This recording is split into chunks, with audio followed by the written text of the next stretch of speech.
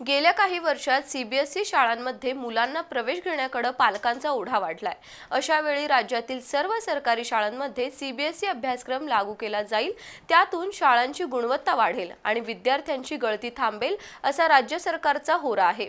त्यामुळे स्टेट बोर्डचा अभ्यासक्रम शिकवला जाणाऱ्या राज्यातील सर्व सरकारी शाळांमध्ये आता सीबीएसई अभ्यासक्रम लागू केला जाईल, अशी माहिती शालेय शिक्षण मंत्री दादा भुसे यांनी विधान परिषदेमध्ये बोलताना दिली। राज्यातील सरकारी शाळांमध्ये शिकणारे विद्यार्थी सुद्धा आता सीबीएसईचा अभ्यासक्रम शिकणार आहेत।